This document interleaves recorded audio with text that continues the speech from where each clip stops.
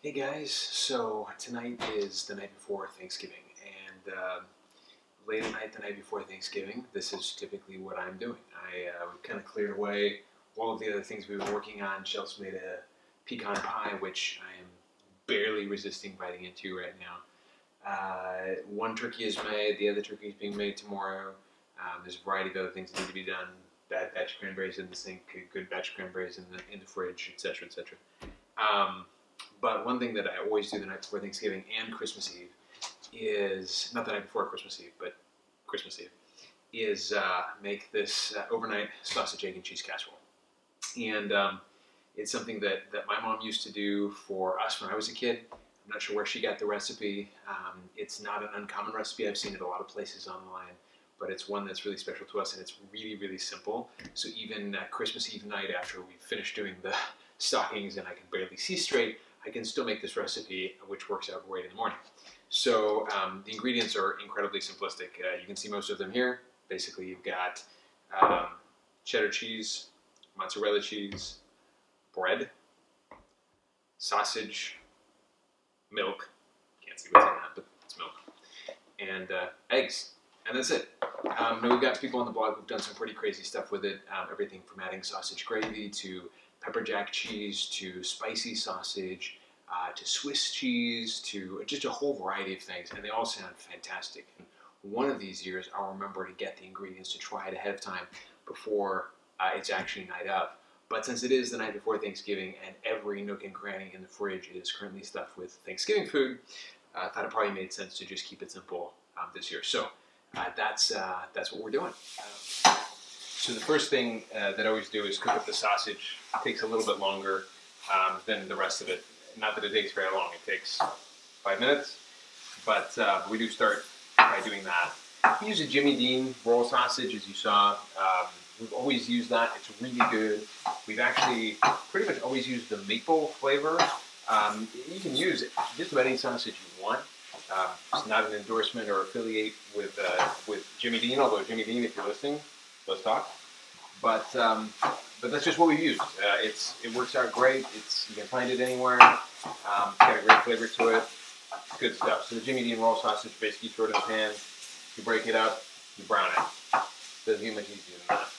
For the bread, you can use pretty much anything you want. We've used plain white sandwich bread many, many times. You could definitely do Italian bread. Italian bread is good. I think that's what I actually recommend in the post. Or you can do French bread. If you do French bread, you want it to be about so thick. So an inch, maybe a little more. And of course, you're going to need to shred the cheese if you're using blocks like this. It's about a cup of each.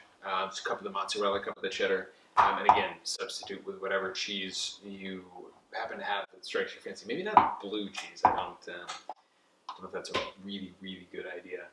But just about any type of cheese. So I've taken the 8 eggs. I'm looking for the carton. It's gone. Oh, here's 8 eggs.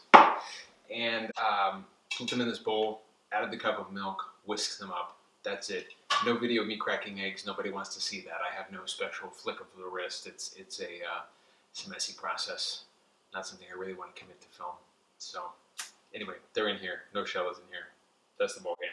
That's all mixed up and ready to go. Cheese is still here. So 9x13 baking dish. If you don't have one of these, I'm not sure how you survive. These are pretty key. Little cooking spray. So we'll spray down the baking dish. And then once the baking dish is sprayed down, we will get the bread. Now, this is the part that's a little bit like a jigsaw puzzle or Tetris or whatever you want to call it. But basically, you're going to take your slices of bread and you're going to arrange them so they cover as much of the bottom of the dish as possible. If you're using white bread, just plain white sandwich bread, it's pretty easy. You can kind of cut it into weird shapes and make it work. If you're using something like this French bread, it's a little bit more complicated. So once you've got the bread in the pan, your sausage is browned, your cheese is shredded, your eggs are mixed together. That's it. Put it all together. Sausage first. So here goes the sausage. I used to drain the sausage before I put it on here. This Jimmy Dean sausage is pretty lean, so I found that the draining kind of isn't really necessary. to do anymore, so I don't worry about that so much. Gonna get it spread around there a little bit. Dropped one. Can't waste sausage. I'll nibble on that later. So once the sausage is in there, basically at that point, then you're adding the cheese. And typically, what I've kind of done is try to mix it in a little bit, but realistically, again, it's not a precise recipe. You know, you can do whatever you want. You can't really mess it up. As long as your bread's on the bottom and you ended by pouring an egg mixture over everything, it's going to turn out good. You don't have to worry about that too much. I wouldn't try adding fruit, right, or anything like that, but other than that, you're going to be okay. So then, the eggs. So, eggs, you pour to the top, and you just kind of try to fill all your little nooks and crannies in here. If you're using a plain white bread, you might just use 6 eggs. As I mentioned earlier, we use 8 for Italian bread, French bread, anything that's a little thicker, needs a little bit more coverage to it. Anything that'll soak up the eggs a little bit better. Okay. That's all the eggs. And that's it. It's done. So, I'm going to put a lid on it. Wonder who this belongs to. And so, that's it.